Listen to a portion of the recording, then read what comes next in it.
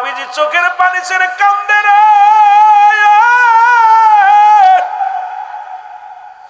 এই কালেমার দাওয়াত দিতে যাইয়া নবী কত কষ্ট পায় গো।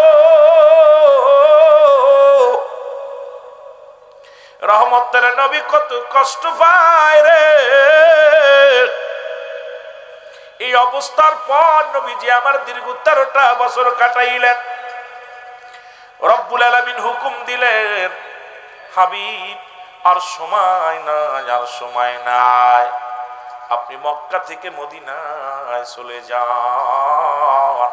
কারণ মদিনার মানুষের মন ভালা, মদিনার মানুষ ইসলাম গ্রহণ করবে, মদিনার মানুষ কালেমা গ্রহণ করবে, মদিনার মানুষ আপনাকে পেয়ে বড় খুশি হবে। ইয়া রাসূলুল্লাহ, ইয়া হাবিবাল্লাহ, আপনি আর দেরি করেন না, মদিনার দিকে চলে যান। রহমতের নবী একবার তাকায় মক্কার দিকে, তাকায় জন্মভূমি। এই জন্মভূমি ছেড়ে কেমনে যাবে নবী আমার? রহমতের নবী চোখের পানি ছেড়ে ছেড়ে কান্দে, আল্লাহ এই মাতৃভূমি ছেড়ে আমি চলে যাব। আমার মা দুঃখিনী এই জমিনের মধ্যে শুয়ে আছে, আমার বাবা শুয়ে আছে। আরে এই জমিনে আমার মধ্যে আমি জন্মগ্রহণ করলাম, এই জমিন ছেড়ে আমি কেমনে যাব রে? আর মক্কার কত না অমুসলিম, এরা মুসলমান হয়েছে। আমি যদি চলে যাই, মুসলমানদের উপর আঘাত চালাবে। মুসলমান শুনে নাও, রাসূলুল্লাহ হুকুম দিলেন, আমার আল্লাহ রাব্বুল আলামিন নবীজি চলে গেলেন, মক্কা থেকে মদিনায় হিজরত করে চলে গেছে গো। হিজরত করে যখন গেলেন, ছোট্ট ছোট্ট দুটি মাসুম বাচ্চা এই যে বসে আছে, দুটি ছোট্ট বাচ্চাগুলো নবীর কদমে যা সালাম দেয়, আসসালামু আলাইকুম ইয়া রাসূলুল্লাহ, ইয়া হাবিবাল্লাহ, আপনার বাড়ি কই গো? নবীকে আমার বাড়ি মক্কায়। জোরে বলা যাবে না মারহাবা? খুব খেয়াল করবেন, দুইটা ছেলে, মাত্র বয়স হলো 8 এবং 10 বছরের দুইটা বালক। কয় বছর? 10 বছর আর 8 বছরের বালক নবীজির আয়া সালাম দিতেছে, নবী আসসালামু আলাইকুম, আপনার বাড়ি কই? নবীজি বলে, আমার বাড়ি মক্কায়। বলে, হুজুর আপনার কি আব্বা মা বেঁচে আছে? নবীজি বলে, না, আমার বাবা মা বেঁচে নাই, বাবা মা দুনিয়ার মায়া ছেড়ে চলে গেছেন। নবীজি বললেন, বালক দুটি বলে, ইয়া রাসূলুল্লাহ, ইয়া হাবিবাল্লাহ, আপনি মক্কা থেকে কেন মদিনায় আসলেন? বলে, আমি আসলাম ইসলামের দাওয়াত দেওয়ার জন্য, এই মদিনার মানুষের কাছে ইসলাম প্রচারের জন্য আসলাম, কালেমার দাওয়াত দেওয়ার জন্য আসলাম। আমি আসল মূল আলোচনায় যেতে পারবো কি জানি না, দেখা যাক, আগানো যাক। যায় মুসলমান শোনো, রাসূল বললেন, আমি আল্লাহ পাকের হুকুমে মক্কা থেকে মদিনার জমিনে আসলাম ইসলামের দাওয়াত দেওয়ার জন্য। নবীজিকে বালক দুটি বলে, ইয়া রাসূলুল্লাহ, ইয়া হাবিবাল্লাহ, মক্কায় কি কোনো মানুষ নাই? কয় আছে। তাহলে আপনি কেন মদিনায় আসলেন দাওয়াত দেওয়ার জন্য? কয়, রব্বে কারীম আমারে পাঠাইছে মদিনায় দাওয়াত দেওয়ার জন্য। আমার নবীরে বালক দুটি ডাকতে বলে, ইয়া রাসূলুল্লাহ, ইয়া হাবিবাল্লাহ, মক্কার মানুষের আপনি এত কষ্ট করে মা বাবার পিতা ছেড়ে চলে আসলেন কেন? আমার নবী চোখের পানি ছেড়ে কান্দে আর কয়, বালকেরা রে, মক্কার মানুষেরা আমারে বুঝতে পারে না, আমারে চিনতে পারে নাই। মক্কার মানুষেরা নির্যাতন করেছে, আঘাত করেছে। যারা মুসলমান হয়েছে তাদের উপরে নির্যাতন করেছে। অসংখ্য মুসলমানের বাড়ি ঘর দূর পুরাইয়া দিছে। ইয়া রাসূলুল্লাহ, ইয়া হাবিবাল্লাহ, নবী গো, মায়ের নবী কান্দার বলে, বালকেরা রে, ওই মক্কার মানুষের কাছে আমি নবী যখন কালেমার দাওয়াত নিয়ে গেছিলাম গো, এই মক্কার মানুষেরা আমার উপরে নির্যাতন, আমার উপরে কত পাথর ছুঁড়ে মারছে, কত না একটা অপরাধ। কয়, হুজুর আপনার অপরাধ কি? অপরাধটা হলো লা ইলাহা ইল্লাল্লাহু মুহাম্মাদুর রাসূলুল্লাহ। আমার অপরাধটা হলো আল্লাহ ছাড়া কোনো মাবুদ নাই, আল্লাহ ছাড়া কোনো ইলাহ নাই, আর আল্লাহর প্রেরিত রাসূল বা বান্দা হলো আমি নবী। এটাই আমার দাওয়াত দিতে যাইয়া কত রক্তাক্ত জমিনের মধ্যে চললো, কত কষ্ট করলাম। এই বালক দুটি ডাকতে বলে, নবী গো,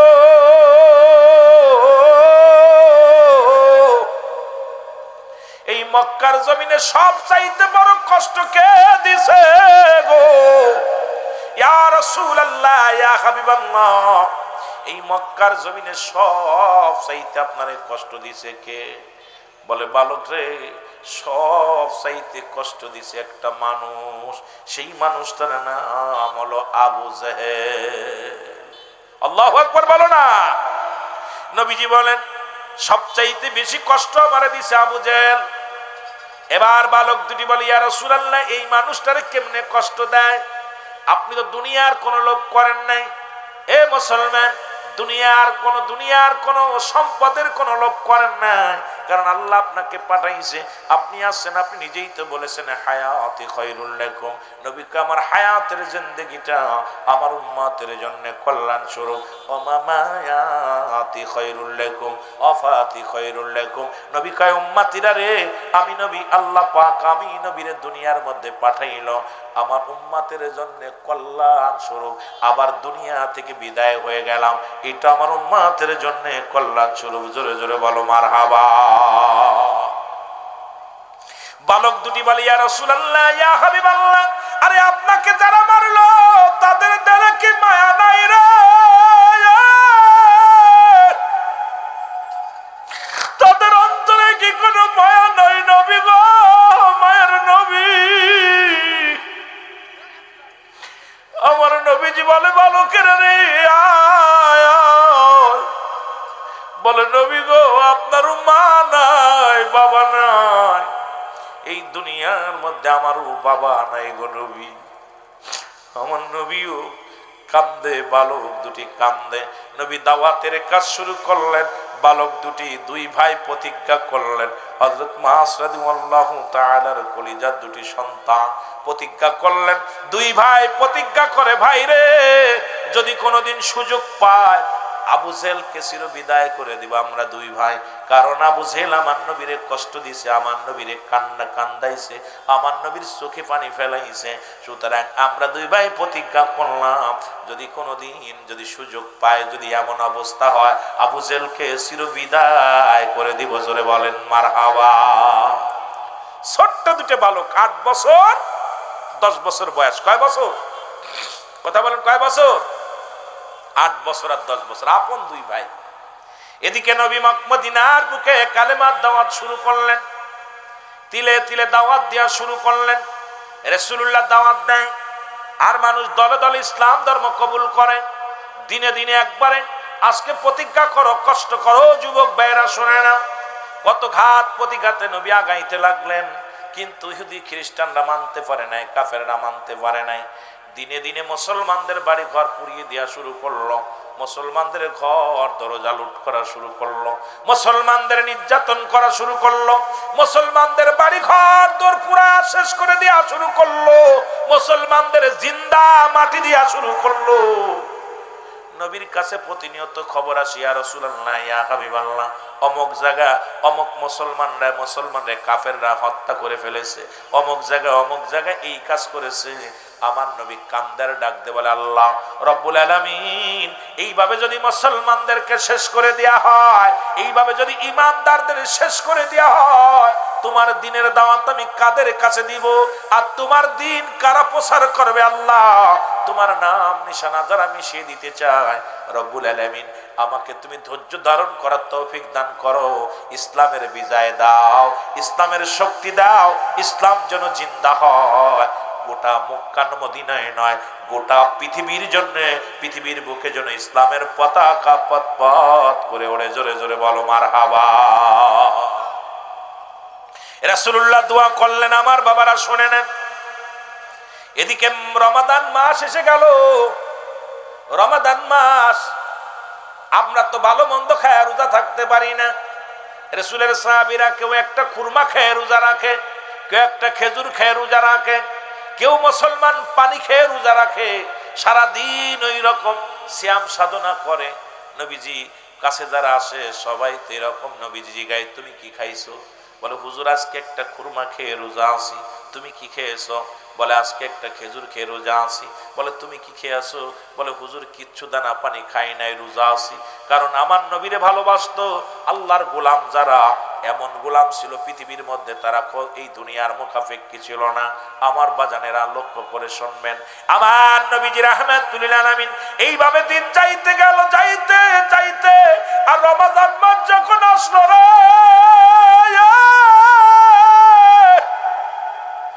এরা মুসলমানের উপরে নির্যাতন বাড়া দিল কাফের বেঈমানেরা রে।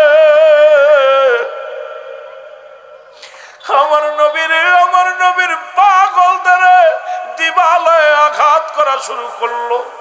আমার নবী কান্দার বলে রব্বে কারীম, একেতে মায়ের রমাদান মাস, আমার সাহাবীরা আল্লাহ মুসলমানের অনেকে না খেয়ে রোজা আছে, এই অবস্থার পরে কাফের বেঈমানের আঘাত করে না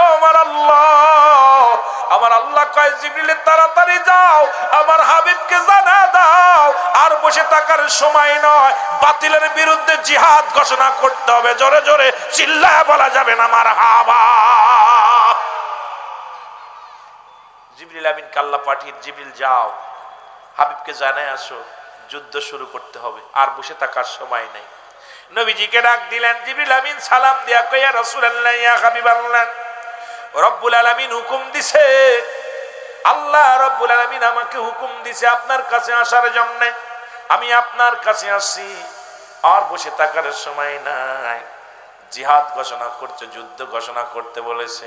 আমার নবী তাকায় দেখে সবে মাত্র অল্প কিছু মুসলমান, এদেরকে নিয়ে বাতিলের বিরুদ্ধে যুদ্ধ করব কেমনে করে? এই খবর মুসলমান পৌঁছে গেল।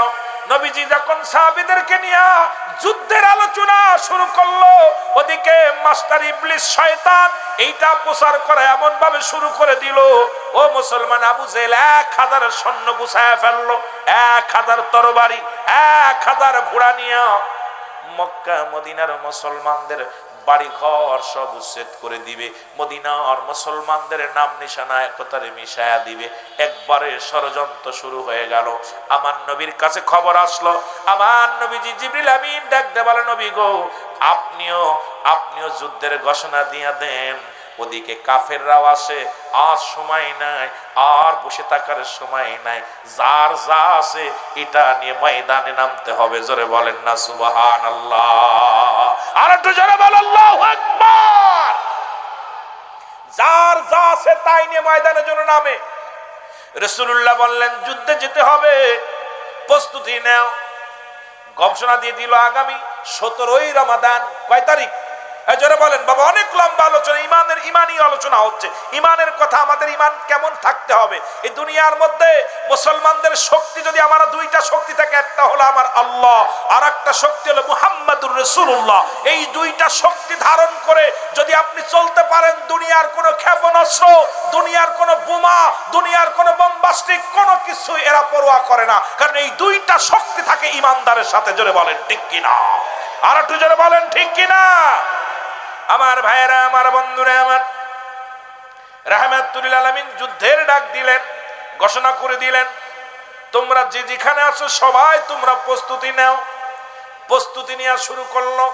আমার যুবক ভাইয়েরা, ওই বালক দুটি এক দড়ি বাড়ি গেলেন। বাড়ি যে কয়, মা গো, মা দেখে বসে বসে কান্দে, চোখের পানি ছেড়ে ছেড়ে কান্দে। মা ডাকতে বলে, বাজান রে তোমরা আইসো। বলে, মা তুমি কেন কাঁদতেছো? বলে, বাবা রে আমি কাঁদতেছি, আমার রাসূলুল্লাহ জিহাদের ডাক দিছে, যুদ্ধের ডাক দিছে, সুতরাং যুদ্ধের ডাক দিছে, এই জন্য কাঁদতেছি।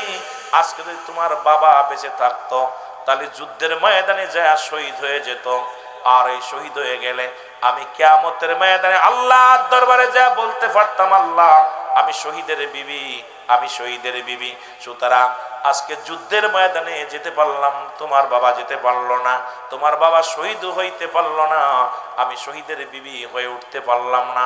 সুতরাং আমার বাবারা, আমার বন্ধুরা, আমার এই জন্য আমি কাঁদতেছি যে আমার স্বামী যদি যুদ্ধের ময়দানে যে শহীদ হয়ে যেত, তাহলে আমার জীবনটা বড় ধন্য হতো, আমি শহীদের বিবি হয়ে উঠতে পারতাম। কিন্তু আমার তো আজকে স্বামী বেঁচে নাই। ছেলে দুটি বলে মা আমরা যাব যুদ্ধের ময়দানে। মা বলে বাজান রে তোমরা ছোট্ট মানুষ, তোমরা যেতে পারবা না। ছেলে দুটি ডাকতে বলে মা আমরা ছোট হলো, আমার আল্লাহ তো ছোট না, শুধু হুকুম দাও আমরাও যুদ্ধের ময়দানে যাই শাহাদাতের পেয়ালা পান করব। তুমি যাতে আল্লাহর দরবারে দাঁড়ায়া বলতে পারো আমি শহীদের মা ছিলাম, আমি দুইটা শহীদের মা ছিলাম। জোরে বলেন মারহাবা। রাসূলের ভালোবাসার তামান্না দেখেন একটু। আমার ভাইয়েরা, আমার বন্ধুরা, আমার গভীর মনোযোগ। ও যুবক, দিলের কান্ডা লাগা শুনে নাও। এবার রাসূলুল্লাহ যুদ্ধের ডাক দিলেন। ডাক দিয়া পর আবাল বৃদ্ধ সব দলে দলে লাইনে দাঁড়ায় গেলেন যুদ্ধের ময়দানে যাওয়ার জন্য। আজকে যেমনি মাহফিলে প্রস্তুতি নিয়ে আসেন, খুব খেয়াল করবেন কথাগুলো। আর ওই বালক দুটি মায় হুকুম দিলেন, দুই ভাই আনন্দে চলে আসলেন, কারণ যাবে যুদ্ধের ময়দানে যাবে। নবীজি ডাক দিলেন, ডাক দিয়া পর তাকায় দেখে ন্যাংরা নোলা কানা বোবা সব লাইনে দাঁড়ায় গেছে। নবীজি দাঁড়ায় চিন্তা করে আহারে যুদ্ধের ময়দানে সেনা পাঠাইব, এগুলো বুবা হলে চলবে না, খুড়া হলে চলবে না, কানা হলে চলবে না, সুন্দর যুবক গুলো লাগবে যুদ্ধের ময়দানে। কিন্তু এই যারা লাইনে দাঁড়াইছে একটাও নেওয়া যাবে না। নবীজি বললেন আমি লাইনে, তোমরা আসছো কিসের জন্য? বলে ইয়া রাসূলুল্লাহ, ইয়া হাবিবাল্লাহ, আমরা যুদ্ধে যাব, কারণ বাতিলের সঙ্গে যুদ্ধ হবে, আমরা জীবন দেওয়ার জন্য প্রস্তুতি আছি। আমার নবী কয় তোমরা আবেগ দিয়ে কাজ হবে না, কারণ তখন মুসলমানদের কাছে অস্ত্রের সংখ্যা হলো মাত্র 8টা। কয়টা? মুসলমানদের অস্ত্র হলো কয়টা? জোরে বলেন কয়টা? 8টা হলো তরবারি, গুড়া হলো মাত্র 2টা। কয়টা? গুড়া হলো 2টা। প্রথম যুদ্ধের ঘটনা আমি বলে যাই একটু, মুসলমানদের ইমানি আলোচনা, যদিও লম্বা আলোচনা করতে গেলে আপনারা বুঝতে পারবেন। 2টা ঘোড়া আর 8টা হলো তরবারি, এটা নিয়ে যুদ্ধের ময়দানে যাবে। আমার নবীজি চোখের পানিগুলো ছেড়ে কান্দে আল্লাহ। ওদিকে সৈন্য হলো কাফের সৈন্য 1000, 1000-এর সৈন্য হলো কাফেররা 1000, তরবারি 1000 অস্ত্র তাদের হাতের মধ্যে। আমার সৈন্য তো সামান্য, অস্ত্র হলো মাত্র 8টা, 2টা হলো মাত্র ঘোড়া। এটা নিয়ে যুদ্ধের ময়দানে আমি কেমন করে যাব গো আমার আল্লাহ? আমার আল্লাহ পাক জিবরিলকে পাঠিয়ে দিয়ে বলো, জিবরিল আমার হাবিবরে বলো যুদ্ধের জন্য একদম প্রস্তুতি হতে। আগামী 17 তারিখে যুদ্ধ শুরু হয়ে যাবে, 17ই রমজান। এই রমাদানে যুদ্ধ শুরু হয়ে যাবে, আর দেরি করা যাবে না। তুমি বলো আমার হাবিবকে যেন মানসিক শারীরিক সব দিক থেকে প্রস্তুতি নিতে। জোরে জোরে চিল্লায় বলা যাবে না মারহাবা। প্রস্তুতি নিয়ে আনিছে, একদম সম্পূর্ণ যুদ্ধে যাবে। আমার বাবারা, নবীজি যখন ডাক দিছে সব মানুষ এই রকম কাতার বন্দী হয়ে গেছে, সবাই যুদ্ধে যাবে। 2টা বালক আয়া দেখে, নবীজি বলতেছে যারা বালক আছো তারা বাদ, যারা খুড়া আছো তারা বাদ, যারা বুবা আছো তারা বাদ, যারা ল্যাংড়ানুলা আছো সব বাদ। কারণ যুদ্ধের ময়দানে সেনা নিব, এগুলো তরতাজা ভালো গায়ে বল দরকার। 2 ভাই পাশে দাঁড়ায় চিন্তা করে হারে আমরা 2 ভাই বাদ, কারণ নবী তো বালকদের নেবে না। কিভাবে যাওয়া যাবে? আবু জেহেলকে কেমনে মারা যায়? এই বদমাইশটা ইসলামের শত্রু, একে কিভাবে মারা যায়? আমরা তো যেতে না পারি, কেমনে মারবো? 2 ভাই যুক্তি করতেছে। 2 ভাই যুক্তি করে দাঁড়াইয়া আমার বন্ধুগণ, আমার আল্লাহু ওয়া মালাইকাতুহু ইউসাল্লুনা আলান নবী ইয়া আইয়ুহাল্লাযীনা আমানু সাল্লু আলাইহি ওয়া সাল্লিমু তাসলিমা। জি যেখানে আছেন জবান খুলে বলেন আল্লাহুম্মা। ভাই মাইকের সাউন্ডটা বাড়ায় রেখেন, গলা শুকায় যায়। ওয়ালা আলি সাইয়্যিদিনা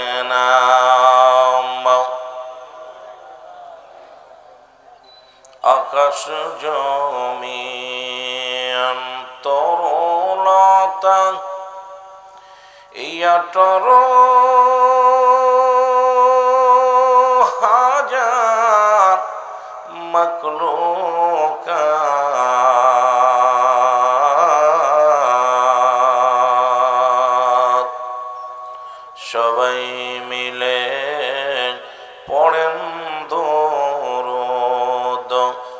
করেন তারা নবীর পার আল্লাহুম্মা। ভাই একটু চার ব্যবস্থা করতে বলা খাই ওয়ালা আলী সাইয়্যিদিনা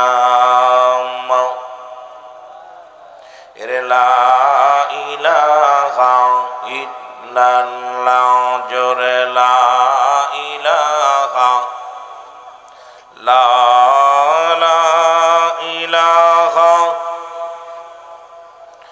মুহাম্মাদুর রাসূলুল্লাহ সাল্লাল্লাহু আলাইহি ওয়াসাল্লাম বালাগাল উলা বিকামালিহি কাশাফাত তুজা বিজামালিহি হাসনাত জামিউ খিসালিহি সাল্লাল্লাহু আলাইহি ওয়া আলিহি। আলহামদুলিল্লাহ, ভূমিকা নয় কারণ আলোচনা, যেহেতু সময় কম, আসরের সময় একদম অল্প সময় হাতে পাওয়া যায়, এই সময়ের মধ্যে ভূমিকা করে আলোচনা করাও সম্ভব না। প্রথমে এই শুকরিয়া আদায় করি মহান রব্বুল আলামিনের দরবারে, আজকের এই ময়দানে আপনাকে আমাকে আসার মতো বসার মতো সুযোগ আল্লাহ দান করল। উচ্চ কণ্ঠে আওয়াজ দেবেন আলহামদুলিল্লাহ, একটু জোরে বলেন আলহামদুলিল্লাহ।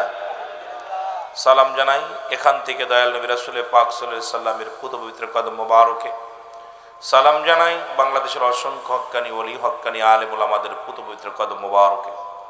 সালাম জানাই আজকের মাহফিলের সম্মানিত সভাপতি জনাব মোহাম্মদ আব্দুল মমিন সরদার সাহেব, আজকের মাহফিলের সম্মানিত প্রধান অতিথি জনাব মোহাম্মদ গোলাম মোস্তফা বাবু মিয়া সাহেব, চেয়ারম্যান 10 নং সাতবাড়িয়া ইউনিয়ন পরিষদ কেশবপুর যশোর, আজকের মাহফিলের সম্মানিত পরিচালক সাহেব যিনি উক্ত মাহফিল পরিচালনার দায়িত্বে আছেন, সালাম জানাই তাকে। সালাম জানাই আজকের মাহফিলের বিশেষ বক্তা যিনি অতি সুন্দর কণ্ঠে আলোচনা করে গেছেন আপনাদের মাঝে, বিশিষ্ট ইসলামিক চিন্তাবিদ মুফাসসিরে কোরআন জনাব হযরত মাওলানা মুফতি আসাদুল্লাহ গালিব সাহেব, বাস্তববাদী ঢাকা, উনি আলোচনা করেছেন। অন্যান্য ওলামা একরাম, দিগার ওলামা একরাম, মসজিদের ইমাম সাহেব, মুসল্লিগণ, সামনের উপবিষ্ট আশিকান জাকিরান দারুকুরান মুসলমান ভাই বন্ধুগণ, সকলকে জানাই সালাম, আসসালামু আলাইকুম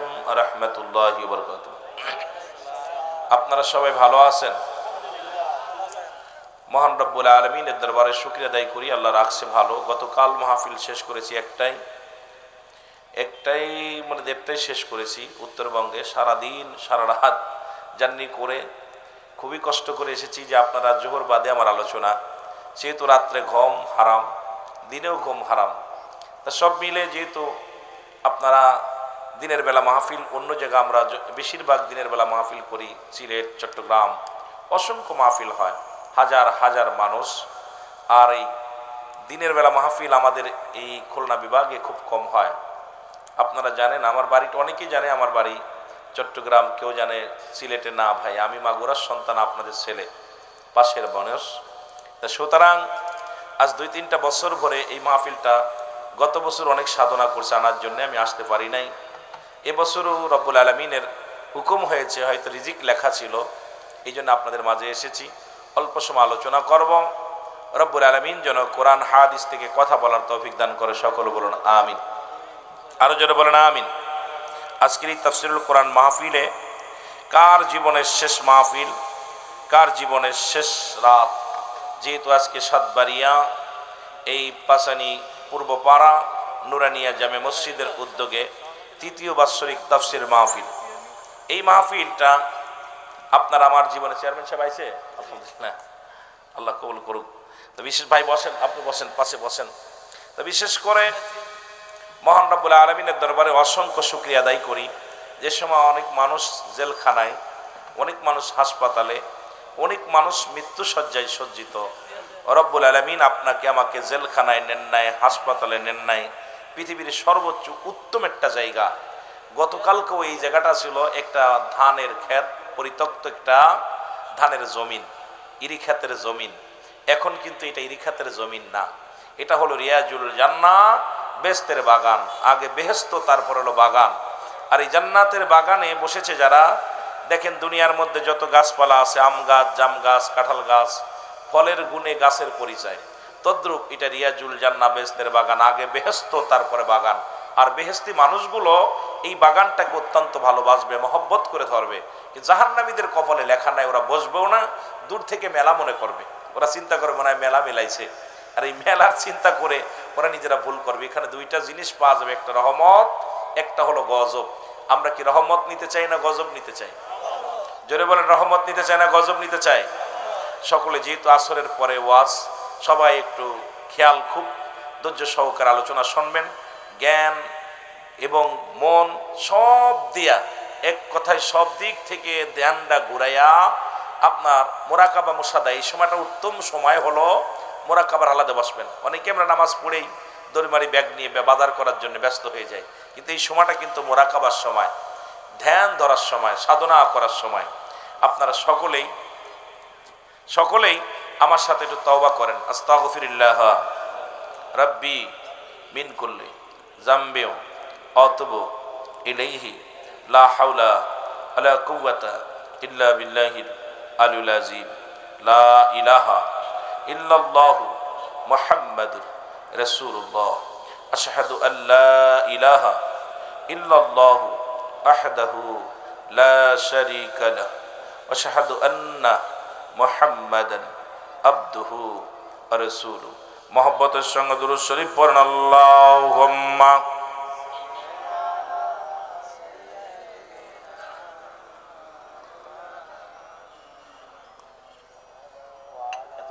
ভাই মাওলানা। এ মুসলমান, গভীর মনোযোগ।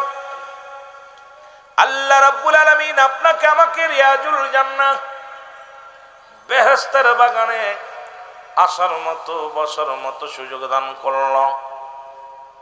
এ সময় কত মানুষ জেলখানায়, কত মানুষ হাসপাতালে, কত মানুষ মৃত্যু শয্যায় সজ্জিত। রব্বুল আলামিন আপনাকে জেলখানায় নেন নাই, হাসপাতালে নেন নাই, সুন্দর পরিবেশ এই জান্নাতের বাগানে আপনাকে আমাকে বসার মতো সুযোগ দান করল। একটু কি জোরে চিল্লায়া বলা যাবেন আলহামদুলিল্লাহ? এ দুনিয়ার মুসলমান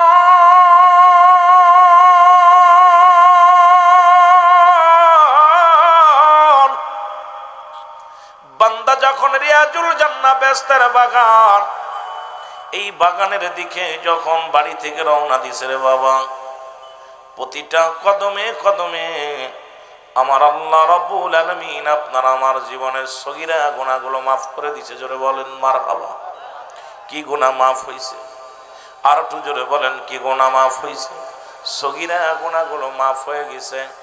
আমরা শুধু সগীরা গুনাহ করি নাই, পদে পদে করেছি কবিরা গুনাহ। ও যুবক, নামাজ ছেড়ে দিয়া কবিরা গুনাহ, মিথ্যা বলা কবিরা গুনাহ, বেগানা নারীর সঙ্গে দেখা দিয়া কবিরা গুনাহ, বেগানা পুরুষের সঙ্গে দেখা দিয়া কবিরা গুনাহ। ও যুবক, এই আলোচনাগুলো যদি করি অনেকের কষ্ট হয়। এরা মুসলমান, যাদের সঙ্গে বিয়ে করা জায়েজ তাদের সঙ্গে দেখা করা হারাম, যাদের সঙ্গে বিয়ে করা হারাম তাদের সঙ্গে দেখা করা জায়েজ। আজকে ওয়াজগুলো যদি বলি, বাংলাদেশের অধিকাংশ আলেমরা কষ্ট পায়, অধিকাংশ মুফতি সাহেবরা কষ্ট পায়। বেগানা নারী চেহারা দেখা সম্পূর্ণ হারাম, বেগানা পুরুষের সঙ্গ দেয়া সম্পূর্ণ হারাম। এই একটু আগে বললাম, পর্দা যেমন ফরজ, নামাজও তেমনি ফরজ। এই গুনাহগুলো মাফের দরকার আছে কি না? এই জোরে বলেন, আছে কি না? এই গুনাহগুলো যদি মাফের দরকার হয়, আল্লামা কুতুবী রাহমাতুল্লাহ বয়ান করে, দুনিয়ার মানুষ শোনো, বান্দা যখন কবরের ভয়ে, জাহান্নামের ভয়ে ওই জান্নাতের বাগানখানা আঁকড়ে ধরল, সঙ্গে সঙ্গে আঁকড়ে ধরিয়া যখন খাস তওবা করে আল্লাহ বলে ডাক দেয়, রব্বুল আলামিন বান্দার জীবনের সমস্ত গুনাহগুলো মাফ করে দেয়। জোরে জোরে চিল্লায়া বলা যাবে না মারহাবা? তাহলে আপনি আসার কারণে শুধু নিয়ত করে রওনা দিছেন, আজকের এই সাতবাড়িয়া, এই পাশানিয়া পূর্বপাড়া জামে মসজিদের উদ্যোগের মাহফিল খানা যাব, কোরআনের মাহফিলে যাব, নিয়ত করে রওনা দেওয়ার সঙ্গে সঙ্গে সগীরা গুনাহগুলো মাপ। কি গুনাহ মাপ? জোরে বলেন না, কি গুনাহ মাপ? বলেন দি পৃথিবীর মধ্যে কত বড় একটা সুযোগ আল্লাহ দান করছে, সব গুনাহ মাপ। এখন আপনার খালি সগীরা গুনাহ মাফ করছেন, ছোট ছোট গুনাহগুলো মাফ হয়েছে। আমরা তো খালি সগীরা গুনাহ করি নাই, বড় বড় গুনাহ করছি। কবিরা গুনাহ, নামাজ ছেড়ে দেওয়া কবিরা গুনাহ, মিথ্যা বলা কবিরা গুনাহ। মিথ্যার তো একটা কারখানা। এখন আপনি যদি হুজুররাও মিথ্যা কথা বলে, যদি বলেন যে কোনো হুজুর যদি কয় বলি নাই, আমি কই ওটা হলো আরেকটা বাটপার। আমারে কইলে ভাই কই আছেন, আমি এই তো আপনাদের বাড়ির সামনে, দেখা যায় 3 কিলো দূরে আছি। জোরে কোন ঠিক কিনা? আছে না বাবা? সবাই মিথ্যার একটা কারখানা খুলছে সংলাপ। এখন এই দেশে একটা মিথ্যার কারখানা আছে, এটা হলো মোবাইল। যারা বলেন ঠিক কিনা? এটা দিয়া আপনি কইছেন কই আছেন, ঘরের মধ্যে হইয়া কয় বাজার দিয়ে ঘুরতেছি। যারা কোন ঠিক কিনা? বোঝা যায় যে কিরা কি কইতেছে। এখন খুব মানে মিথ্যার একটা কারখানা এটা। আমার বাবারা, মিথ্যা বলা কি কবিরা গুনাহ, সমস্ত পাপের মা হলো মিথ্যা। আর এই মিথ্যাটা, একটা মিথ্যা থাকতে যায় 1000টা মিথ্যা বলা লাগে, ঠিক কিনা? এই কথা বলেন না? মিথ্যা, আপনারা আমার কথা বোঝেন? তাহলে আওয়াজ দিবেন, কথার ভিতরে আওয়াজ দিবেন। আর এই ফাঁকা জায়গা পুরা করে বসেন যাতে বাইরের লোক বসতে পারে, একটু আগে আসেন না। এই গুনাহগুলো মাফের জন্য আল্লামা কুতুবী রাহমাতুল্লাহ বয়ান করেন, কারণ কিয়ামত পর্যন্ত আর কোনো নবী আসবে না। কিয়ামত পর্যন্ত নবীদের দরজা বন্ধ, এখন আসছে বেলায়েতের দরজা, এটাও এখন বন্ধ হয়ে যাচ্ছে, কারণ অবস্থা ভালো না। আমার বাবারা, এই কিয়ামত পর্যন্ত যেহেতু নবী আসবে না, আমরা বাঁচার জন্য একটা পথ অবলম্বন করার জন্য রাসূলুল্লাহ লিখে গেছেন, সেটা হলো তওবার দরজা, ঠিক কিনা? যারা বলেন কিসের দরজা? তওবার দরজা। এই তওবা যদি আপনি করতে পারেন, আপনি যখনই খাস তওবা করে, আল্লাহ আমি আর পিছনে গুনাহ করব না, আজ থেকে আর নামাজ ছাড়বো না, আজ থেকে আর পর্দা ছাড়বো না, আজ থেকে সুদ খাবো না, আজ থেকে ঘুষ খাবো না, এই মাহফিল থেকে আমি খাস তওবা করলাম, হে রব্বে কারীম আমাকে আপনি ক্ষমা করে দেন। কথা বলতে দেরি, আমার আল্লাহ রাব্বুল আলামিন মাফ করতে দেরি নাই। তাহলে আজকে যে আপনার কয়টা বছর, আমার তৃতীয় বাৎসরিক মাহফিল, মানে 2 বছর হয়ে গেছে। এই 2 বছরের মধ্যে যদি গুনাহ মাফ না করে কবরে যে চলে গেছি যারা, আমি মনে করি তাদের কপাল খারাপ। এখানে আসার কারণে সগীরা গুনাহ মাফ হলো, তওবা করে দোয়া করার কারণে কবিরা গুনাহ মাফ হলো। এখন আল্লাহ আমাদের জন্য মাসুমের মাসুম বানায় কবরে নিয়ে যায়। জোরে বলেন ঠিক কিনা? আমার বন্ধুগণ, আমার সুতরাং এত বড় সুযোগ আমরা পাইলাম। এই দুনিয়ার মধ্যে কদিন থাকবো? থাকার জায়গা না। এই দুনিয়ার মধ্যে আসার একটা সিরিয়াল আছে, যার কোনো সিরিয়াল নাই। দেখা যায় বাবা জিন্দা, সন্তান দুনিয়ার মধ্যে নাই, সন্তান জিন্দা, বাবা দুনিয়ার মধ্যে নাই। বাবার কাঁধে সন্তানের লাশ, সন্তানের কাঁধে বাবার লাশ। কখন যেন কি হয়ে যায় কেউ বলতে পারি না, কারণ পরবর্তী সময় আপনার আমার জন্য কি নিয়ামত বয়ে আনতেছে আপনি নিজেও জানেন না, আমিও জানি না। কারণ এখানে আসছি, জীবিত অবস্থায় বাড়ি ফিরে যাব কেউ বলতে পারি না, কারণ মালাকুল মউত আমার আপনার জন্য পথের মধ্যে অপেক্ষা করতে পারে। জোরে বলেন ঠিক কিনা? বন্ধুগণ আমার, এই জন্য আমি আপনাদেরকে বলি, যতক্ষণ সময় পাবেন বেশি বেশি করে তওবা করবেন। এই তওবাকারীর গুনাহ আল্লাহ মাফ করে দেয়। তওবাকারীকে আল্লাহ ভালোবাসে, তওবাকারীকে আল্লাহ পছন্দ করে।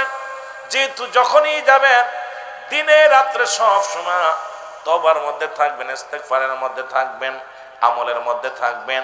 কারণ আসর পড়েছেন, মাগরিব হয়তো কপালে আসবে না, মাগরিব পড়েছেন, ঈশা হয়তো কপালে আসবে না, ঈশা পড়েছেন, হয়তো ফজরের সময় আপনি আর জাগতে পারবেন না, ফজর আদায় করেছেন, হয়তো জোহর পর্যন্ত আল্লাহ আপনাকে বাঁচায় রাখবে না, জোহর পড়েছেন, আসর পর্যন্ত বেঁচে থাকবেন, এমন কোন গ্যারান্টি দেওয়ার মতো ক্ষমতা নাই। জোরে বলেন ঠিক কিনা? আর মানুষের মৃত্যু হয় 2টা টাইমে, একটা হলো রাতের বেলা, একটা হলো দিনের বেলা। ও মানুষ, খুব খেয়াল করবেন বাবারা আমার, 2টা টাইমে মরণ হয়, একটা হলো দিনের বেলা, একটা হলো রাতের বেলা। দিন শুরু করেছি, মৃত্যুবরণ করি নাই, সামনে রাত আসতেছে, না জানি আমি আপনি বেঁচে থাকবো। ও যুবক, এইটা সময় আমি আপনিও মারা যেতে পারি, কারণ মালাকুল মউত আসতে পারে, আমাকে আপনাকে ধরতে পারে। আজকে কিসের এত অহংকার, কিসের এত দামক, কিসের এত মুসলমান তাকাব্বারি? পৃথিবীর প্রথম কাপড় পরিধান করেছেন অন্যের সাহায্যে, আবার জীবনের শেষ কাপড়টা পরিধান করতে হবে অন্যের সাহায্যে। কিসের চেয়ারম্যান, কিসের মেম্বার, কিসের এমপি, কিসের মন্ত্রী, পৃথিবীর মধ্যে নিজের কাপড় নিজে পরিধান করে যদি কবরেই না যেতে পারো, নিজের হেফাজত যদি জীবনে প্রথম তোমার কাপড় পরাইছে, অন্যের সাহায্যে তুমি তোমার লজ্জাস্থান ঢাকছো, আবার জীবনের শেষ বিদায়ের সময় অন্য মানুষ তোমাকে লজ্জাস্থান ঢেকে দিবে। সুতরাং এইটা চিন্তা যদি কোনো মানুষ করে, এই মানুষটা কোনোদিন অন্যায় কাজে লিপ্ত হতে পারে না, দুনিয়ার মধ্যে ইসলামের বিধান বলতে পারে না। আর এই কোরআনের শান, কোরআনের মান, হাদিসের মান, এগুলোর প্রতি অবমাননা করা কোশ্চিন কালো সম্ভব হবে না। জোরে বলেন ঠিক কিনা? আর একটু জোরে জোরে চিল্লায় বলেন ঠিক কিনা? এ মুসলমান, গভীর মনোযোগ। এই বর্তমান খুব মুসিবতের জামানা। কথাগুলো আমি আলোচনা শুরু করি, আগে একটু আগায় যায়। মুসিবতের জামানা, বিপদের জামানা। এই জামানা ঈমান নিয়ে কবরে যাওয়া বড় দুরুস্কার। কারণ এই তসবির সুতা যেমন ছিঁড়ে যাবে, মুসলমান লিখে নেন, সুতা যখন ছিঁড়ে যাবে, মালা যেমন ধরে রাখা যাবে না, তদ্রূপ যারা তসবি পড়েন বয়া বয়া, এক পাশে যদি ছিঁড়ে যায়, দেখবেন ধরলে সব মালাগুলো ঝরে যায়। ঠিক কিয়ামতের আগে এই শেষ জামানার উম্মাতের উপরে একটার পর একটা বিপদ আসবে, একটা গজব আসবে, একটা গজব আসবে, একটা বিপদ আসবে। এই বিপদগুলো একমাত্র শান্তি পাবে ইমানদারেরা, যারা ঈমান আনয়ন করে রব্বে কারীমের প্রতি গোলামি করে।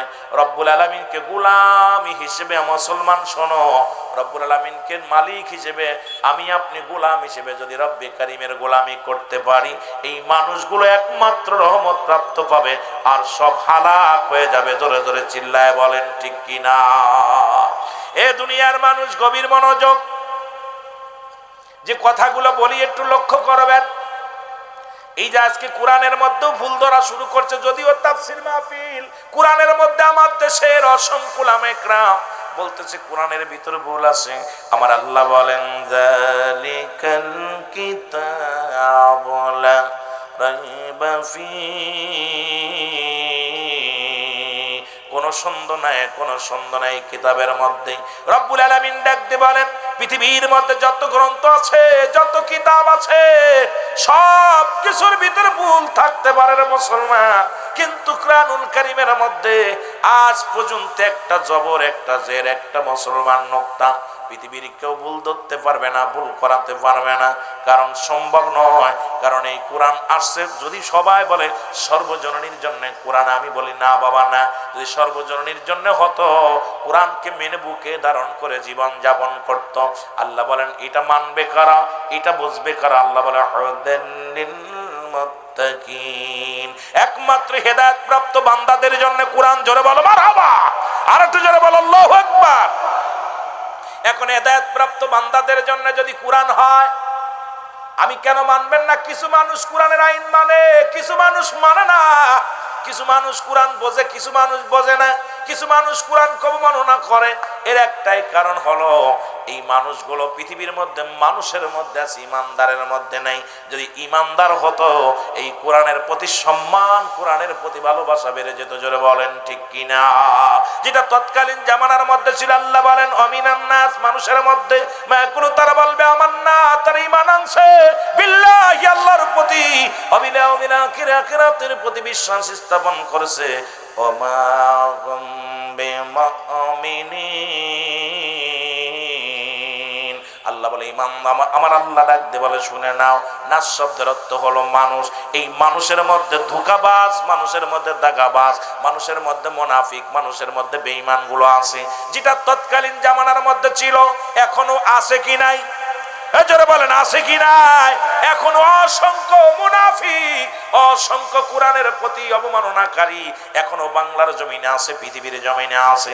আমার বাবার এই জন্য আল্লাহ কয় হাবিবরে, ওই মানুষের মধ্যে একদল মুনাফিক আছে, তারা রাসূলের কদমের মধ্যে যাইতো, রাসূলকে তারা নবী বলে মানতো, নবীর কাছে যায় অনেক ভালো ভালো কথাগুলো বলতো, আবার রাসূলের কাছ থেকে ফিরে এসে আবার তাদের পূর্ব বাপদাদার ধর্মগুলো পালন করতো। জোরে বলেন ঠিক কিনা? আর একটু জোরে বলেন ঠিক কিনা? সুতরাং এই কোরআনটা এত বড় দামি, যেটার মধ্যে একটা হরফ পড়লে 10টা নেকি, যেটার পৃথিবীর এমন কোন কিতাব নাই যা পড়লে নেকি আছে, কিন্তু কোরআনুল কারীম পড়লে নেকি মুসলমান শুনে নাও, এটাকে ভালোবাসলে নেকি, এটাকে মহব্বত করলে নেকি। যদি কোরআন শরীফ পড়তে না পারো বুকের সঙ্গে ধরো, এটাও সব, এটাও নেকি। জোরে জোরে বলেন মারহাবা। আর একটু জোরে জোরে চিল্লায়া বলা যাবেন আল্লাহু আকবার। একটু মহব্বতের সঙ্গে জিকির করেন লা ইলাহা। বাজান একটু জোরে জোরে কইতে হবে, এরকম বোবা মানুষ এত বাস করে শান্তি পাতাম না। এই লা ইলাহা।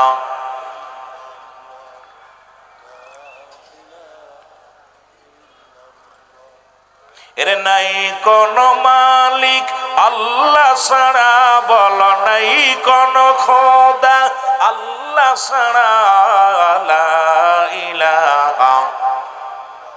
আরো জোরে জোরে বলেন লা ইলাহা।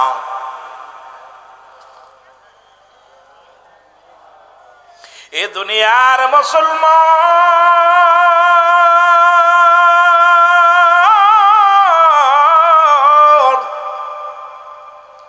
কারণ এই কালেমার দাওয়াত দিতে যাইয়া রে রহমতের নবী রাহমাতুল লিল আলামিন এই পৃথিবীর মধ্যে সবার কাছে প্রিয় ছিলেন। তৎকালীন জামানায় ইহুদিদের কাছে প্রিয়, নাসারাদের কাছে প্রিয়, মুসলমানদের কাছে প্রিয়, অমুসলমানদের কাছেও প্রিয়। যখনই নবী বলেছে লা ইলাহা, নাই কোনো ইলাহ ইল্লাল্লাহু, এক আল্লাহ ছাড়া, মুহাম্মাদুর রাসূলুল্লাহ সাল্লাল্লাহু আলাইহি ওয়াসাল্লাম, তখনই ঝামেলা শুরু হয়ে গেল। আর নবীজিকে কেউ বলছে আল আমিন, আর আল্লাহ তো বলেছে বেয়ানত, উত্তম ব্যবহার, উত্তম আখলাক, উত্তম চরিত্র যা রাসূলুল্লাহর ভিতরে ছিল, যা পৃথিবীর মধ্যে মুসলমান এই গুণের গুণান্বিত রব্বুল আলামিন আমার নবীরে দিছে, যে গুণের গুণান্বিত যা পৃথিবীর মধ্যে অন্য কারোর ভিতরে দেন নাই। জোরে বলেন মারহাবা। এই কারণে আমার নবীকে আল আমিন বাপ্ত মুসলমান শুনে নাও। নবীর আমার নবীজি যখনই শুরু করে দিলেন আশহাদু আল্লা ইলাহা ইল্লাল্লাহু ওয়াহদাহু লা শারীকা লাহু ওয়া আশহাদু আন্না মুহাম্মাদান আবদুহু ওয়া রাসূলুহু, বেজালটা তখনই শুরু হয়ে গেল। কারণ রহমতের নবী রাহমাতুল লিল আলামিন যখনই কালেমার দাওয়াত দেওয়া শুরু করলো, এ মুসলমান গভীর মনোযোগ, রহমতের নবী এই পৃথিবীর মধ্যে যখনই দাওয়াত দেওয়া শুরু করলো, আল্লাহ এক, এ আল্লাহ দ্বিতীয় কেউ নাই। এ যুবক বাবারা দিলের কান্ডা লাগা শোনো, তৎকালীন জামানার মধ্যে এ মুসলমান একজন কাফের বেঈমানদের সরদার, ওনার নাম হলো ওলীদ।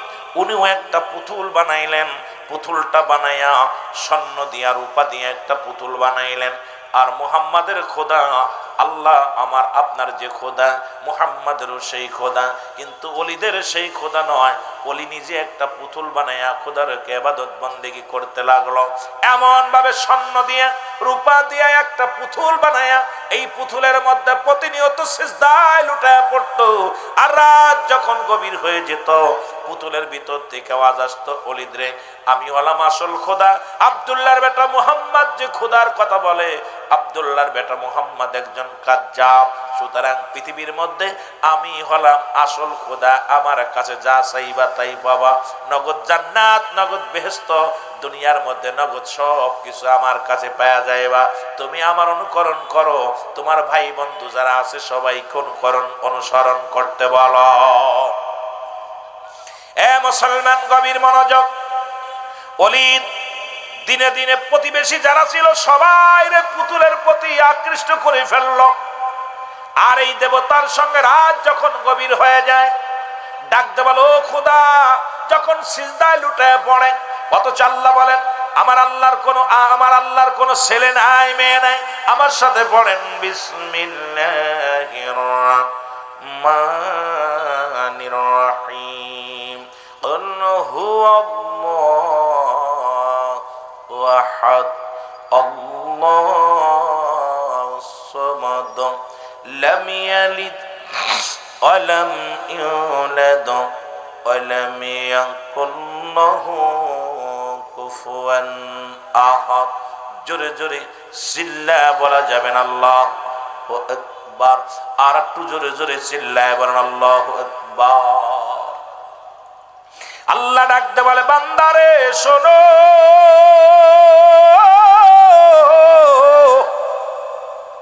আমি আল্লাহ এক, আমি আল্লাহ এক। পৃথিবীর মধ্যে কাউরে জন্ম দিই নাই, কারু থেকে জন্ম নেই নাই। আসমান জমিনের মধ্যে আমার সমতুল্য সমকক্ষ আর কেউ নাই। সুতরাং দ্বিতীয় কোনো ভগবানের কাছে যাওয়ার প্রয়োজন হয় না, দ্বিতীয় কোনো খোদা বানায়া সিজদা করার প্রয়োজন হয় না। যারা চন্ড পূজা করে, যারা প্রতিমা পূজা করে, পৃথিবীর মধ্যে যারা আল্লাহ ব্যতীত অন্যের সাহায্য নিয়ে পৃথিবীর মধ্যে তাদেরকে খোদা বানাইয়া দেবতা বানাইয়া দুনিয়ার মধ্যে যারা পূজা করে, রব্বুল আলামিন জানিয়ে দেয় বান্দা শুনে নাও, শুনে নাও, আমি আল্লাহ এক, আমি আল্লাহর অদ্বিতীয় কেউ নাই। আসমান জমিনের মধ্যে যা কিছু আছে সব কিছু আমার মুখাপেক্ষী, আমি কারোর মুখাপেক্ষী নাই। কিন্তু অলিদের যে পুতুল আছে, অলিদের পুতুলের ভিতর থেকে আওয়াজ আসে, ডাক দে বলে অলিদ রে, এই পৃথিবীর মধ্যে আব্দুল্লাহর বেটা মুহাম্মদ যে খোদা বানাইয়া, এই আব্দুল্লাহর বেটা মুহাম্মদ যে খোদা বানাইয়া সারা রাত ধরে উপাসনা করে, ইনি নকল খোদা, কিচ্ছু দিতে পারবে না, কিচ্ছু করতে পারবে না। আর আমি হলাম অরিজিনাল খোদা, আমার কাছে যা চাইবা তাই পাওয়া। দলে দলে মানুষ আসিয়া অলিদের খোদার কাছে বায়াত গ্রহণ করে, খোদা বইলা স্বীকার করে। যেমন এখন পশ্চিম দেশ থেকে একদল হাজির হয়েছে, তারা বলে লা ইলাহা ইল্লাল্লাহ মুহাম্মাদুর রাসূলুল্লাহ। এ মুসলমান শুনে নাও, তারা মুহাম্মাদুর রাসূলুল্লাহ বলে না।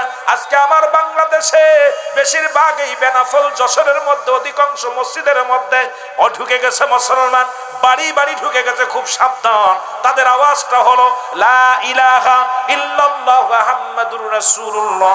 তারা কয় মুহাম্মদ নামে আর একজন নবী ছিল, আর শেষ নবী আহমদ, আর তার আগের নবী হলো মুহাম্মদ। সুতরাং আমরা সতর্ক থাকা লাগবে, ঈমানটা যেন নষ্ট না হয়। জোরে জোরে বলো আল্লাহু আকবার। খুব সাবধান। একদল বাইর হইছে বেনাফল দিয়া, ভারত থেকে একদল আসছে। এটা আমি কিছুদিন আগে একটা মাহফিল করতে গিয়ে, গুগায় একটা মাহফিল করতে গেছি, যা দেখি অনেক বক্তায়, যে বক্তা আইছে সেই বক্তাই আহমদুর রাসূলুল্লাহ, কারণ মুহাম্মদ রাসূলুল্লাহ সে পাঠ করে না। যাদের চিন্তা মুহাম্মদ ইনি হলো আহমদের আগের নবী, আর আহমদ হলো পরের নবী। নাউজুবিল্লাহ বলেন না। আমার ভাইয়েরা, আমার বন্ধুরা, আমার গভীর মনোযোগ যে কথাগুলো বলি, দিলের কান্ডা লাগা শোনা নাও। ওলিদ কি করলেন? ওলিদ এইবার উনি চিন্তা করেন, হাজার হাজার মানুষগুলো যখন উনার দলে আনলেন, নবীজিকেও দাওয়াত দিলেন, ডাকতে বলে মুহাম্মদ, তোমার খোদা তো কথা বলতে পারে না, আমার খোদা কথা বলতে পারে। তুমি কেমন খোদার ইবাদত করো, তুমি কেমন খোদার উপাসনা করো, তুমি কেমন খোদার বন্দেগী করো, যে খোদা তোমার সাথে কথা বলে না, আর আমার খোদা সবার সঙ্গে কথা বলে। জোরে বলেন নাউজুবিল্লাহ। বিশাল এক ময়দান বানানো হলো। এই ময়দানের ভিতরে নবীজির সঙ্গে নবীজিকে দাওয়াত দিলেন যে আজকে যদি তোমার খোদা সঠিক হয়, তোমার খোদা কথা বলবে, আর আমাদের খোদা যদি সঠিক হয়, আমাদের খোদা কথা বলবে। আমার বন্ধুগণ, এবার বিশাল ময়দানের বলায়া দাও।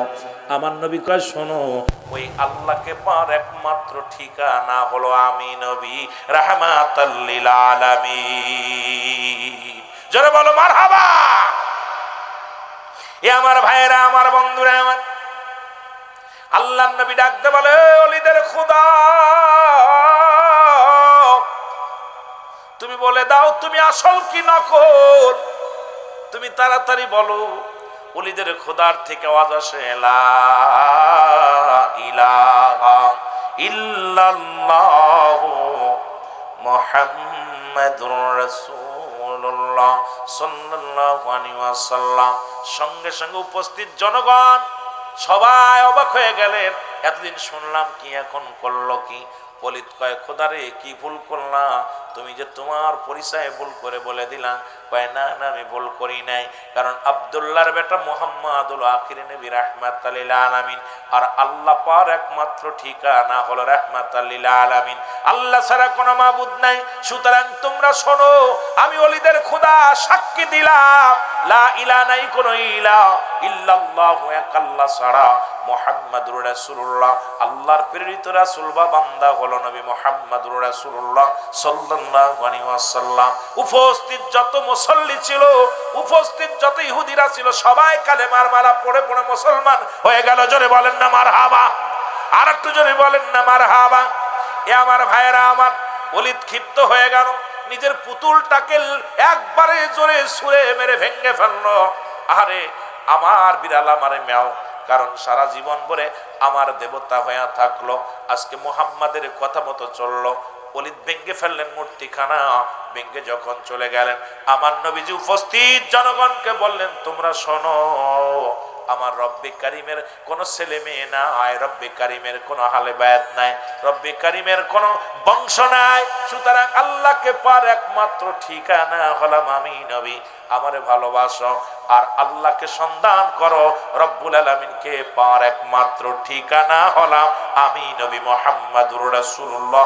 জোরে জোরে চিল্লায়া বলেন না সুবহানাল্লাহ, আর একটু জোরে বলো। এ আমার ভাইরা আমার বন্ধুরা আমার, আল্লাহর নবী রওনা হয়ে গেলেন। পথের মধ্যে মুসলমান বিশাল আকৃতি এক জিনের সর্দার সালাম দা, আসসালামু আলাইকুম নবী। ওয়ালাইকুম আসসালাম। নবী কয় তুমি কে গো? কয় হুজুর আমি জিনের সর্দার। বলে তুমি কেন আসছো? কয় হুজুর এই দেখেন তরবারিটা, এই তরবারির মধ্যে রক্ত লেগে আছে। নবীজি বললেন রক্ত কেন লেগে আছে? বলে হুজুর একটু আগে ওলীদের পুতুলের মধ্যে যে দুষ্ট জিন প্রবেশ করেছিল, যিনি খোদা বলে দাবি করেছিল, তাকে চিরতরে বিদায় করে দিছি আমি, ইয়া রাসূলুল্লাহ ইয়া হাবিবাল্লাহ।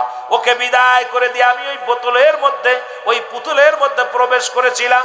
যখন আপনি আমাকে বলছেন এ পুতুল তুমি বলে দাও তোমার খোদাকে, তখনই আমি ওর ভিতর থেকে আওয়াজ দিয়েছিলাম ইয়া রাসূলুল্লাহ ইয়া হাবিবাল্লাহ।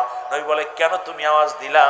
জিন বলে ইয়া রাসূলুল্লাহ ইয়া হাবিবাল্লাহ, আমার বয়স অনেক, আমি আদম নবীর জামানায় এই দুনিয়ার মধ্যে আসি গো নবী। আদম নবীরে বলতে শুনেছি রাহমাতাল লিল আলামিন, ঈসা নবীকে বলতে শুনেছি রাহমাতাল লিল আলামিন, মূসা নবীকে বলতে শুনেছি রাহমাতাল লিল আলামিন, দাউদ আলাইহিস সালামকে বলতে শুনেছি রাহমাতাল লিল আলামিন। যত নবী পয়গম্বর আমি দুনিয়ার আসার পর কত নবীর গণের সঙ্গে আলাপ হলো, সব নবীরাই আপনার প্রশংসা আপনার গুণগান গায়। আর নবী গো একমাত্র সবার ঠিকানা হলো আল্লাহ রাব্বুল আলামিন। কারণ আদম আলাইহিস সালাম বলতো লা ইলাহা, আদম শফিউল্লাহ, ইব্রাহিম খলিলুল্লাহ, মূসা কালিমুল্লাহ, সবারই একই কালেমা লা ইলাহা ইল্লাল্লাহ। ঈসা রূহুল্লাহ লা ইলাহা ইল্লাল্লাহ, মূসা কালিমুল্লাহ লা ইলাহা ইল্লাল্লাহ, ইব্রাহিম খলিলুল্লাহ। নবী গো সবারইতে একটা দাওয়াত ছিল, সেটা হলো আল্লাহ এক, অদ্বিতীয় কেউ নাই। আল্লাহর প্রেরিত রাসূলগুলো তারা দাবি করতে ইয়া রাসূলুল্লাহ ইয়া হাবিবাল্লাহ। সুতরাং আমি জিন জাতির সরদার মুরব্বী, সুতরাং ওই যে নাস্তিকটার জীবনের মতো চির বিদায় করে দিছি। জোরে বলা যাবে না মারহাবা। আরে আমার নবী যে শ্রেষ্ঠ নবী, জিন জাতু বুঝেছে, জিন জাতু ওই দুষ্টটাকে শেষ করেছে। কিন্তু আমার দেশের তথাকথিত কিছু মুনাফিক মার্কা মানুষেরা এখন আমার নবীর সম্মানের উপর আঘাত করে, নবীরে নিয়ে কষ্ট দেয়, আমার নবীরে নিয়ে কষ্ট দেয়, আমার নবী সম্পর্কে বাজে মন্তব্য করে আমার ভাইয়েরা। আর আমার নবীরে ওই যে কইলাম একটা কথা বললাম, মুসলমান শুনে নাও, তাদের ভাষা আছে আহমদুর রাসূলুল্লাহ। যেমন নবীর দরবারে সালাম দিতেন, আপনারা অমুসলিম কখনো যদি কেউ থেকে থাকেন আমার কথায় কষ্ট পাবেন না। রাসূলুল্লাহর দরবারে কিছু মুসলিম গেলেন, সালাম দিলেন আসসালামু আলাইকা, কি দিল কথা বলেন না, সালাম দিছে আসসালামু আলাইকা। এখন আপনারা যদি কেউ সালাম দেয়, আমরা চিন্তা করি আরে হিন্দু মানুষ কত সুন্দর একটা সালাম দিল, খ্রিস্টান মানুষ কত সুন্দর একটা সালাম দিল, মুসলমানরা সালাম দেয় না, উনি দিল কি আসসালামু আলাইকা। এর শাব্দিক অর্থ হলো তোমার মৃত্যু হোক। নবীর মৃত্যু কামনা করলেন কে? ইহুদিরা। খুব খেয়াল করবেন, কাফেররা কিন্তু প্রতি কি করেছিল? আসসালামু আলাইকা। নবী ভিতর থেকে ওয়াজ দিলেন, নবীজি বললেন আলাইকা, যা বলেছে তোমার দিকে ফিরে যাক। এবার রাসূলুল্লাহ সাল্লাল্লাহু আলাইহি সাল্লাম যখন ভিতরে গেলেন আম্মা জান আয়েশা সিদ্দিকা বলে, ইয়া রাসূলুল্লাহ, ইয়া হাবিবাল্লাহ, ওই ইহুদি এসে আপনাকে কি বলেছে আপনি কি শুনছেন? নবী কয় কি বলেছে? বলে, ইয়া রাসূলুল্লাহ, ইয়া হাবিবাল্লাহ, আপনাকে তো সালাম দিল, অভিশাপ দিছে, আপনার মৃত্যু কামনা করছে। আমার নবীজি বলে, আয়েশা রে, তুমি কি শুনছো না? আমিও তার উত্তর দিয়ে দিছি। আয়েশা বলেন, হুজুর কি উত্তর দিছেন? বলে, আমিও বলেছি ওয়ালাইকা, তুই যা বলেছিস তোর দিকে ফিরে যা। জোরে জোরে বলেন মারহাবা। সুতরাং ইহা দ্বারাও প্রমাণ হয়, শুধু মিষ্টি কথা দিয়ে মুসলমানদের ধোঁকা দিতে চায় অমুসলিমেরা। সাবধান, অমুসলিমেরা মুসলমানদের ধোঁকা দিতে চায়। এই ধোঁকার মধ্যে যারা পা দিবে, ইমান আকীদা হারায় ফেলবে। মুসলমান শুনে নাও, শুনে নাও, কারণ ওই রকম অসংখ্য অমুসলিমেরা আছে, কালেমা সুন্দর পড়ে, তারা 6টা কালেমা 5টা কালেমা মুখস্থ করেছে, বড় বড় সূরা আখিরাত তাদের মুখস্থ আছে, আসলে তাদের ইমান নাই। ইমান না থাকলে ও কোনো মুমিন হতে পারে না। আর যতক্ষণ পর্যন্ত মুমিন না হতে পারবে, ওর কোনো ইবাদত রব্বে কারীমের দরবারে কবুল হবে না। জোরে বলেন ঠিক কি না? কথা ক্লিয়ার বোঝেন? একদম আমাদের সঙ্গে ওই রকম মেশবে, মিশা আপনার ক্ষতি করবে, কিন্তু তারা কখনো আপনার বন্ধু হতে পারে না। জোরে বলেন ঠিক কিনা? হতে পারে? বন্ধু হতে পারে না আমার ভাইয়েরা, আমার বন্ধুরা আমার। এই জন্য মুসলমান, আপনি ও বাবারা আমার, গভীর মনোযোগ, আপনি সতর্ক থাকবেন, সবসময় জন্য সতর্ক থাকবেন। ইমানের প্রতি ইমান যদি চলে যায়, জীবনটা সব বরবাদ হয়ে যাবে। মানব জীবনের অমূল্য সম্পদের নাম হলো মুসলমান, ইমান। আর ব্যক্তির জীবনের অমূল্য সম্পদের নাম হলো রুহু। রুহুবিহীন যেমন বডির কোনো মূল্য নাই, রুহুবিহীন কোনো বডির মূল্য নাই, ইমানবিহীন কোনো আমলের মূল্য নাই। সুতরাং আমলটা, এই পৃথিবীর মধ্যে যদি ইমান না থাকে, ইমান নামের বস্তু যদি না থাকে, সারাদিন ভরে আমল করে লাভ নাই। রুহুবিহীন যেমন শূন্য বডি খানার কোনো মূল্য নাই, তদ্রূপ ইমানবিহীন কোনো আমলের মূল্য নাই। এই জন্য রুহুবিহীন বডি আর ইমানবিহীন আমল এক। জোরে বলেন ঠিক কিনা? কথা কি বোঝেন? রুহুবিহীন বডির কোনো মূল্য নেই। যে হাদি ভাই মারা গেছে, ওনার বিদেশে নিয়ে গেছে চিকিৎসার জন্য, ভিতর থেকে বাতাসটা চলে গেছে আর ঢোকে নাই, এখন ওনাকে আবার ফিরে আনছে। তার মানে সব দেখতে শুনতে ভালো, একটা গুলি ঢুকছে মাথা দিয়ে। আমার বাবারা, বাতাসটা বাইর হয়ে গেছে আর সঙ্গে সঙ্গে মায়েত হয়ে গেছে নাম। এই ব্যক্তির আর কোনো মূল্য নাই। সবাই তার বিদায় করে দিবে, রাখার জন্য কেউ ব্যস্ত না। সবাই তাকে, সবাই হয় 2 ঘন্টা পরে নাই 2 ঘন্টা আগে, কিন্তু বিদায়ের জন্য সবাই ব্যস্ত। রাখবে? আপনি এখন চেয়ারম্যান সাহেব যদি মারা যায়, যতই আপনি ভালোবাসেন, সবাই বলে চেয়ারম্যান সাহেবের লাশটা আগামীকাল 10টায় জানা দিই, কেউ 11টায় দাও, কেউ 12টায় দাও। তবু কেউ বলবে না 2-4 দিন রেখে দিই, কেউ বলবে না। ছেলে বলবে তাড়াতাড়ি বিদায় করো, মেয়ে বলবে তাড়াতাড়ি বিদায় করো, সবাই গ্রামের মাতবাররা এসে বলবে তাড়াতাড়ি বিদায় করো, কেউ রেখে দেওয়ার পক্ষে না। তদ্রূপ আপনার আমার জীবনের অমূল্য সম্পদের মালিক হলো রুহু। এই রুহুবিহীন বডির কোনো মূল্য নাই। জোরে বলেন ঠিক কিনা? রুহুবিহীন বডির কোনো মূল্য নাই, ইমানবিহীন কোনো আমলের মূল্য নাই। ইমান যদি না থাকে, এ মুসলমান শুনে নাও, সমস্ত আমলগুলো বরবাদ হয়ে যাবে। এই দাওয়াত দিতে দিতে রাসূলুল্লাহ, রাসূলে পাক সাল্লাল্লাহু আলাইহি ওয়াসাল্লাম, খুব খেয়াল করবেন কথাগুলো আমার বাবারা আমার, নবীজি দাওয়াত দিতে দিতে রাহমাতুল লিল আলামিন মক্কি জীবনে দীর্ঘ নবুয়াতের 13টা বছর কাটাই